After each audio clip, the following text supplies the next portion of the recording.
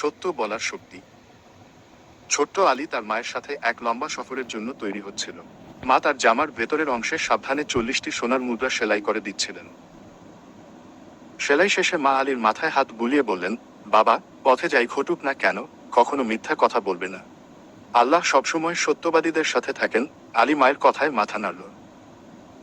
পরের দিন সকালে আলী এক বণিক দলের সাথে যাত্রা শুরু করল। মরুভূমির বিশাল সোনালী বালির ওপর দিয়ে সারি সারি উঠ হেঁটে চলল। আলীর কাছে সবকিছুই নতুন আর রোমাঞ্চকর মনে হচ্ছিল। হঠাৎ একদল ডাকাত এসে তাদের পথ আটকাল। তারা সবার কাছ থেকে জোর করে টাকা পয়সা আর দামি জিনিসপত্র কেড়ে নিতে লাগলো। সবাই খুব ভয় পেয়ে গেল।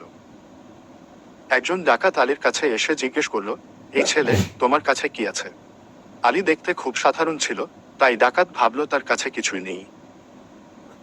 মায়ের কথা মনে পড়তেই আলী শান্তভাবে উত্তর দিল, আমার কাছে 40টি সোনার মুদ্রা আছে। ডাকাতটি এ কথা শুনে হো হো করে হেসে উঠল। সে ভাবল, এত ছোট ছেলে নিশ্চয়ই মজা করছে। ডাকাতটি আলীকে টেনে তাদের সর্দারের কাছে নিয়ে গেল। সর্দার আবার জিজ্ঞেস করল, তোমার কাছে সত্যি কি আছে? আলী নির্ভয়ে একই উত্তর দিল, 40টি সোনার মুদ্রা। সর্দার অবাক হয়ে বলল, কোথায় সেই মুদ্রা? আলী তার জামার ভেতরের সেলাই দেখিয়ে দিল। সর্দার যখন সেলাই খুলে মুদ্রাগুলো দেখল, তখন সে একেবারে অবাক হয়ে গেল। সর্দার জিজ্ঞেস করল, তুমি তো মিথ্যা বলে মুদ্রাগুলো লুকিয়ে রাখতে পারতে, কেন সত্যি বললে? আলী উত্তর দিল, আমার মা আমাকে কথা দিয়েছেন, আমি যেন কখনো মিথ্যা না বলি। আমি আমার মায়ের সাথে করা ওয়াদা ভাঙতে পারবো না। ছোট্ট আলীর সততা দেখে ডাকাত সর্দারের চোখে পানি এসে গেল। সে ভাবল, এইটুকু ছেলে তার মায়ের কথা রাখতে পারে, আর আমি আমার আল্লাহর কথা ভুলে গেছি।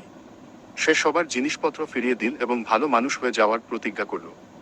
একটি সত্য কথা একদল ডাকাতকে বদলে দিল।